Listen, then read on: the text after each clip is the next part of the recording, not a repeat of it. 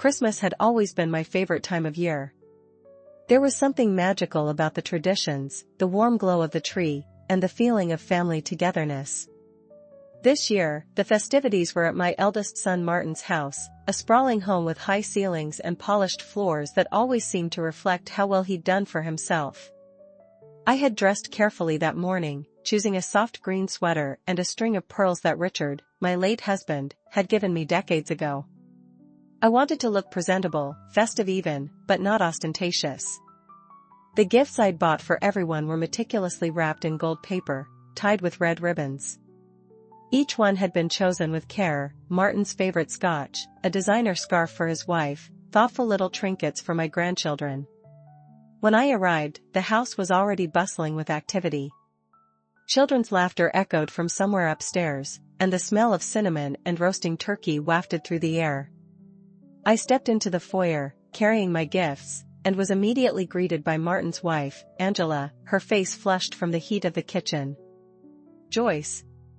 Come in," she said, kissing me on the cheek.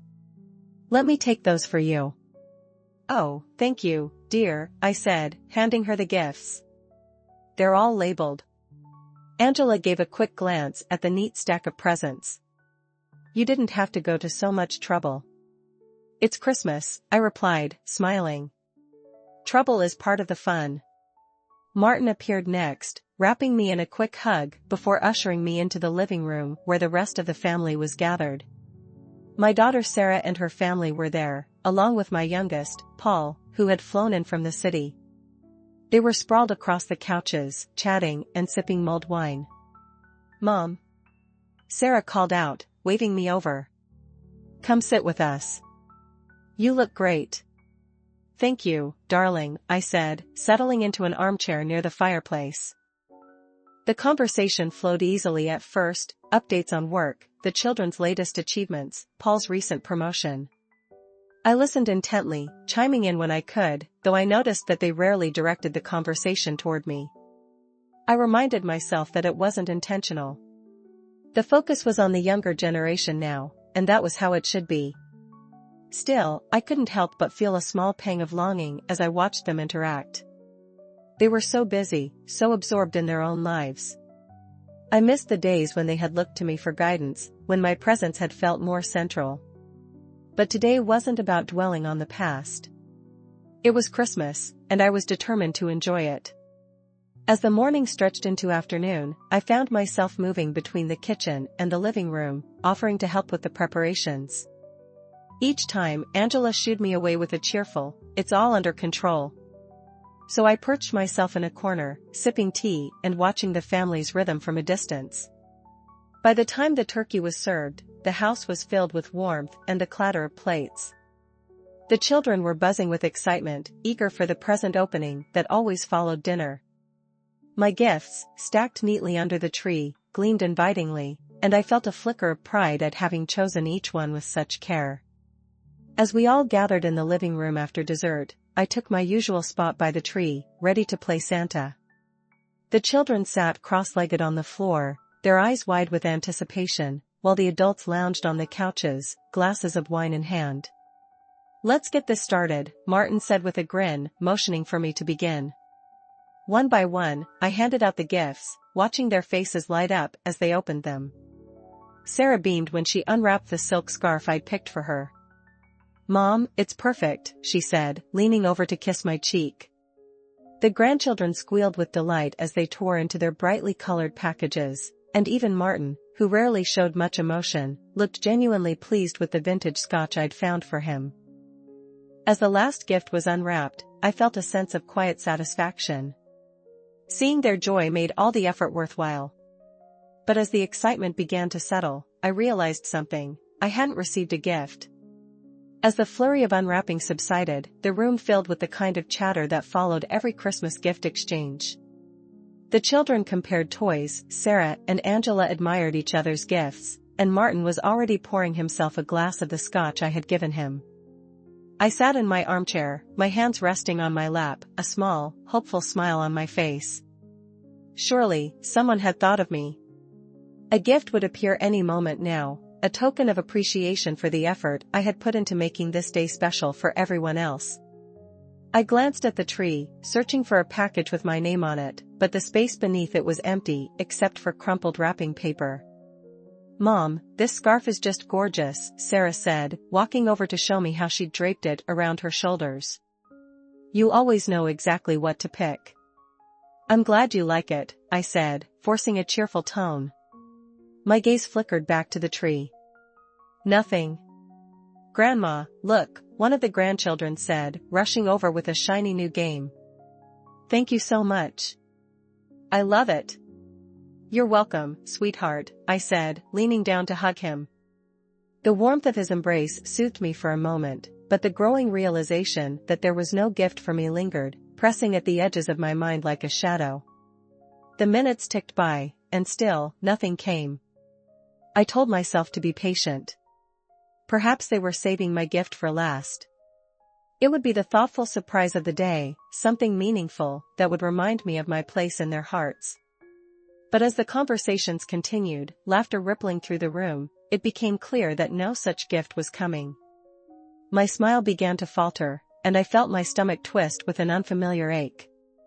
This wasn't about the material object itself, I had everything I needed. But the absence of a gift felt like more than just an oversight. It felt like I didn't matter. I tried to shake off the feeling, to focus on the happiness of those around me. But the harder I tried, the more my emotions swirled. I thought about the hours I had spent picking out their gifts, the care I had taken to make each one personal and perfect. And yet, somehow, no one had thought to do the same for me. David, my late husband, would never have allowed this. He had always made sure I felt cherished, especially during the holidays. He would have given me something small but meaningful, a book he knew I'd enjoy, or a piece of jewelry that reminded him of a special memory we shared. But now, with him gone, it seemed as though I had faded into the background of my own family's lives. The conversation shifted, drawing me out of my thoughts. "Let's get some photos by the tree," Angela suggested, gathering the children together. "Great idea," Martin said. "Mom, come on, we'll get a picture with you and the kids." I rose slowly, my movements stiff, and joined them by the tree. As I sat surrounded by my grandchildren, their cheerful faces beaming up at the camera, I tried to push aside the gnawing feeling of being forgotten. But the moment felt hollow, like a performance rather than a celebration. After the photos, I returned to my seat, clutching the edge of the armrest to steady myself. The room seemed louder now, the laughter and chatter grating against my nerves. I wanted to say something, to ask if they had truly forgotten, but the words caught in my throat. What if it embarrassed them? What if it made me seem ungrateful or petty? I had never been one to demand attention, and the idea of causing a scene made my chest tighten with anxiety. "Grandma, do you want to play this game with me?" one of the grandchildren asked, holding up his new toy. "Maybe later, darling," I said, forcing a smile. "You go ahead and play for now." The child ran off, leaving me alone in my chair. I glanced at the clock, noting how late it was getting. My chest ached with the weight of unspoken feelings, and I wondered if I was making too much of this. But deep down, I knew it wasn't just about the gift. It was about being seen, about being valued, about knowing that I still held a place in their hearts. The rest of the evening passed in a blur. I watched as they enjoyed the gifts I had given them, my own presence fading further into the background.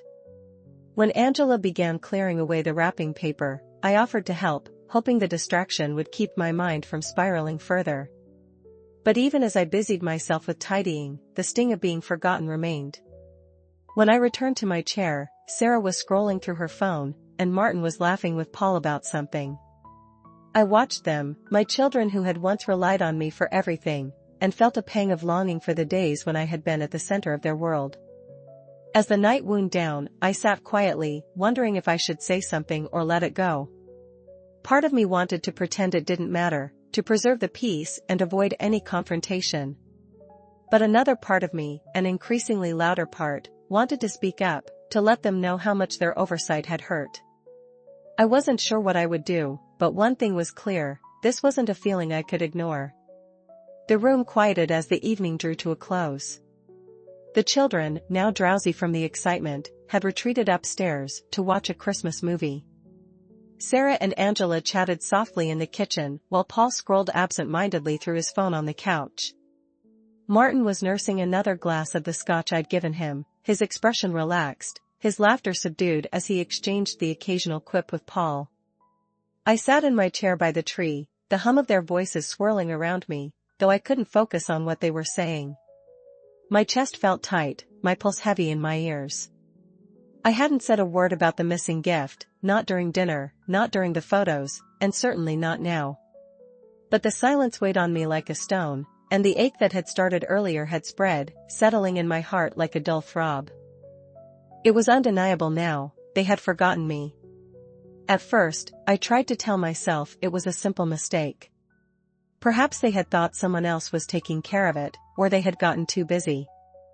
But the longer I sat with it, the harder it was to convince myself that it wasn't something more significant. This wasn't just about a forgotten gift, it was about being overlooked entirely, about becoming an afterthought in the lives of the people I had devoted my life to. I thought about the days leading up to Christmas, how I had carefully planned each gift, making lists and visiting multiple stores to find the perfect items for everyone. I remembered wrapping them at my dining room table, my hands aching from arthritis, and smiling to myself as I imagined their reactions. I had always prided myself on giving thoughtful gifts, on making sure everyone felt seen and loved. But as I sat there, watching my children laugh and chat as if nothing were amiss, I couldn't help but wonder, had they ever felt the same about me? The sounds of laughter from the kitchen drew my attention. Angela and Sarah were recounting some story from years ago, their voices mingling with bursts of giggles. I watched them for a moment, my chest tightening as I realized they hadn't looked my way in hours. Paul and Martin were engrossed in their own conversation, their voices low and conspiratorial. They had all moved on, absorbed in their own worlds, and I was just there. I tried to hold back the tears that pricked at my eyes, but the effort only made my throat ache. I thought of Richard, my husband, who had always gone out of his way to make me feel special, especially on Christmas. Even in the lean years, when money was tight and gifts were modest, he had always found a way to remind me that I mattered. He had understood the importance of these little gestures, the way they could light up even the darkest days. But he was gone now, and with him, it seemed, had gone the part of my life where I was someone's priority. The thought hit me harder than I expected, a sharp pang that made me catch my breath. My children weren't unkind, at least, not deliberately. But their lives were so full, so busy, and I had slipped into the background, a fixture in their lives, rather than an active participant. They didn't see me the way they used to, and maybe they didn't even realize it. I wanted to be understanding. I wanted to tell myself that this was just a symptom of growing older, of children becoming independent, of life moving on. But the truth was, it hurt. It hurt more than I wanted to admit. As the night wore on, I debated whether to say anything. Part of me wanted to confront them, to demand to know how they could forget me. But another part of me, the part that had always been quiet and reserved, that had learned to put others' needs ahead of my own, hesitated. What if I embarrassed them?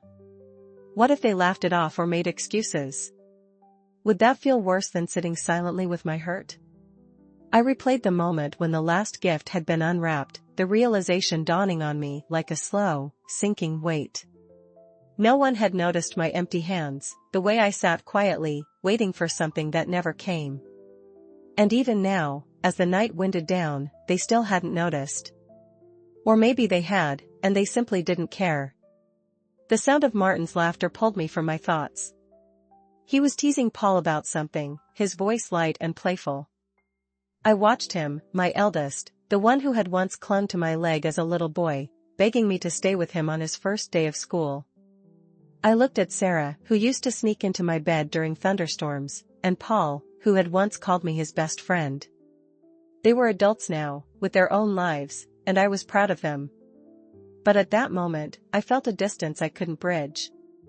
I glanced at the clock. It was late, and soon I would have to say my goodbyes and return to my empty house. The thought filled me with a quiet dread. How could I leave without addressing this? How could I let them continue thinking this was acceptable? I wasn't angry, I didn't have the energy for anger. But I was deeply, profoundly hurt, and I knew I couldn't carry this burden alone. I took a deep breath, steadying myself as I prepared to speak. My heart pounded in my chest, and my hands trembled slightly as I gripped the armrest of my chair.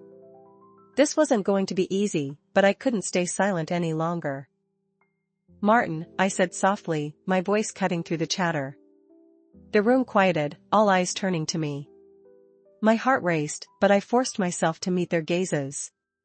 "Can I speak with all of you for a moment?" The room fell silent as they all turned to look at me, their faces a mix of curiosity and mild surprise. I could feel my hands trembling, my pulse pounding in my ears, but I swallowed the lump in my throat and tried to steady my voice. "I wanted to talk about something," I began, my words slow and deliberate. "It's been a lovely day, truly. And I've enjoyed seeing all of you, but there's something that's been on my mind." I paused, my heart racing. Martin leaned back in his chair, raising an eyebrow. "What's on your mind, Mom?" he asked, his tone casual. I hesitated, feeling the weight of the moment pressing down on me. "It's just. I noticed that there wasn't a gift for me this year." The room grew even quieter, the stillness almost suffocating. Sarah exchanged a glance with Angela, and Paul's expression flickered with something I couldn't quite place. For a moment, no one said anything, and I began to wonder if I had made a terrible mistake by bringing it up. "Mom," Sarah finally said, her tone light and dismissive, "you're rich. What could we possibly get you that you don't already have?" Her words hit me like a slap, the casualness of them cutting deeper than I expected. "It's not about the gift itself," I said quickly, my voice trembling. "It's about the thought behind it, the gesture. It's not about the money." Martin chuckled, the sound low and almost mocking. "Come on, Mom. You've got more money than all of us put together. If you want something, you can just buy it." The laughter that followed felt like a knife twisting in my chest. Angela chimed in, her voice tinged with amusement. "Besides, we're all just waiting for the inheritance, aren't we?" I froze, the air seeming to leave the room all at once. Paul snorted, shaking his head. "She's not wrong," he said, a wry smile on his face. "You've got enough to keep us all comfortable for a lifetime. Why bother with Christmas gifts?" They laughed again, the sound sharp and cruel, and I felt my stomach twist with a mixture of hurt and disbelief. I looked from one face to the next, searching for some sign of understanding, of regret. But all I saw was indifference, as though my feelings were inconsequential, a punchline to a joke I hadn't been invited to. "I can't believe what I'm hearing," I said softly, my voice breaking. "Is that really how you see me? As a bank account? Someone who's only valuable for what I can give you?" "Oh, come on, Mom," Sarah said, rolling her eyes. "We're just joking. Don't take it so seriously." "It doesn't feel like a joke," I replied, the tears I had been holding back threatening to spill over. "It feels like I don't matter to any of you. Like I'm just here to fund your lives." Martin sighed, leaning forward. "You're overthinking this. We love you, Mom, but you have to admit, buying presents for someone who can buy anything they want is a bit pointless." Pointless. That word echoed in my mind, heavy and cruel. Was that how they saw me? A wealthy old woman with no real needs or desires, someone who didn't deserve the simple joy of being thought of, being cared for? I stood slowly, my hands gripping the armrests for support. "I've spent my life trying to make you all feel loved," I said, my voice trembling but firm. "Every gift I've ever given you, every holiday I've planned, it's always been about showing you how much you mean to me. I never thought I'd have to explain why that matters." "Mom," Paul began, his tone half apologetic, half dismissive, "you're blowing this out of proportion." "No," I said sharply, cutting him off. "I'm not. This isn't about the gifts, it's about the fact that none of you even thought of me. Not once. And now you're laughing about it, as if my feelings don't matter." The laughter died away, replaced by an uncomfortable silence. I looked at each of them, my children who I had loved so fiercely, who I had given so much to. And in that moment, I realized something I hadn't allowed myself to see before: they didn't see me as a person anymore. I was a resource, a figurehead, someone they expected to always be there, but never truly appreciated. "I don't know what hurts more," I said finally, my voice barely above a whisper. "The fact that you forgot me, or the fact that you don't seem to care?" Sarah sighed, crossing her arms. "Mom, we do care. You're making this into a bigger deal than it is." "Am I?" I asked, my eyes glistening with tears.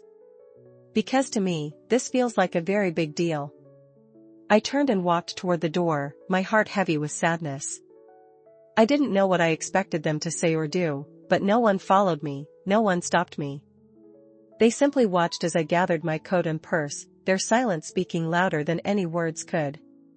As I stepped outside into the crisp winter air, the tears finally came, hot and unstoppable. I had always prided myself on being strong, on holding my family together. But tonight, I felt like I was breaking, the foundation of everything I had built crumbling beneath me. As I drove home, the pain gave way to a new emotion: resolve. I had spent my life giving everything to my children, never asking for anything in return. But maybe it was time to change that. Maybe it was time to show them that I was more than what they had reduced me to. I didn't know what that would look like yet, but I knew one thing for certain: I wasn't going to let this Christmas be the defining moment of my relationship with them. There would be a reckoning, and perhaps a new beginning. The drive home was quiet, save for the sound of the tires crunching against the snow and the occasional whistle of the wind. The events of the evening replayed in my mind, each word and laugh cutting deeper. By the time I reached my house, my sadness had settled into a quiet resolve. I knew things couldn't go on like this. My family had taken me, and everything I had given them, for granted for far too long. It was time for a change. The next morning, I sat at the kitchen table with a steaming cup of tea and a notepad.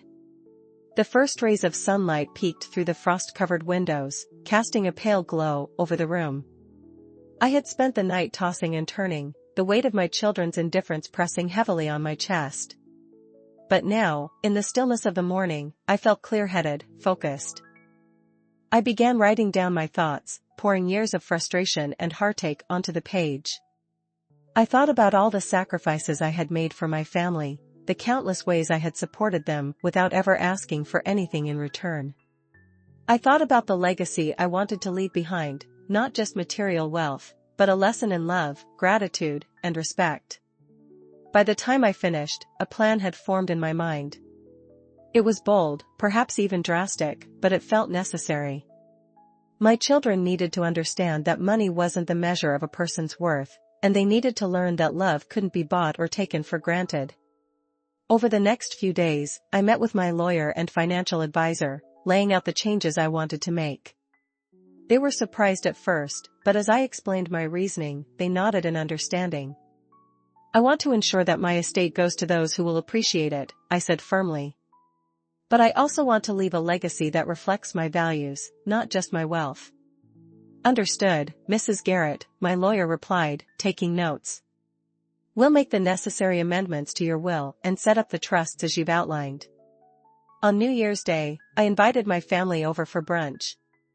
They arrived in high spirits, seemingly oblivious to the tension that had lingered since Christmas. The children raced through the house, their laughter filling the air, while Martin and Paul discussed their plans for the year ahead. Sarah and Angela chatted in the kitchen, their voices light and cheerful. I watched them from the living room, my heart heavy but resolute. This was my family, the people I loved more than anything. But love, I realized, wasn't enough. It needed to be nurtured, respected, reciprocated. And that was something I was no longer willing to compromise on. After we had eaten and the children had gone outside to play, I gathered everyone in the living room. "I have something I'd like to discuss with all of you," I said, my voice steady. They exchanged curious glances, but settled into their seats, waiting for me to continue. "Christmas was difficult for me," I began, choosing my words carefully. "I don't want to dwell on what happened, but it made me realize something important. I've spent my life giving to all of you, not just financially, but emotionally, too. And while I don't regret a single thing I've done for this family, I think I've failed to teach you the importance of gratitude and respect. Sarah frowned, leaning forward. Mom, we said we were sorry if you felt. I held up a hand, stopping her. This isn't about apologies. It's about moving forward. I've made some changes to my estate. Instead of dividing everything equally, I've set up trusts for the grandchildren to ensure they have opportunities for their futures. The rest will go to charitable organizations and causes that align with my values. The room fell silent, the weight of my words settling over them like a blanket. Martin was the first to speak, his voice tinged with disbelief. You're donating it? All of it? Not all of it, I said calmly. But a significant portion. Enough to make a difference in the world. But what about us? Paul asked, his tone sharp. We're your family. Yes, you are, I said, meeting his gaze. And I hope you'll see this as a chance to reflect on what really matters. I'm still here, Paul. I'm still your mother. But I want my legacy to be about more than money. I want it to be about love, compassion, and gratitude, things I think we've lost sight of. Sarah stood, her face pale. Mom, this feels like a punishment. It's not a punishment, I said gently. It's a lesson. One I hope you'll come to understand in time. Martin muttered something under his breath, running a hand through his hair. I can't believe this, he said. All these years, and this is how you thank us? No, Martin, I said quietly. This is how I remind you that I'm more than a source of wealth. I'm your mother. And I need you to see me as a person, not just an inheritance. The tension in the room was palpable as they grappled with my words. Some looked angry, others hurt, but I held my ground, my resolve unshaken. I knew this wasn't what they wanted to hear, but it was what they needed to hear. As they left that afternoon, their expressions a mix of frustration and confusion, I felt a strange sense of peace. I had done what I believed was right, for myself, for my grandchildren, and for the legacy I wanted to leave behind. A few weeks later, I received a letter from Sarah. It was short but heartfelt, an apology for her behavior and a promise to do better. Over time, the others followed suit, their initial anger giving way to understanding. It wasn't easy, and it took time, but our relationships began to heal. And on the next Christmas, for the first time in years, I felt truly seen, not because of the gifts they gave me, but because of the love they showed in their words, their actions, and their presence. If you've enjoyed my story, please leave your comments below. Don't forget to like, share, and subscribe to my YouTube channel, where your support means the world to me. I look forward to bringing you more stories that inspires growth, joy, and purpose. Thank you for listening, and I'll see you in the next video.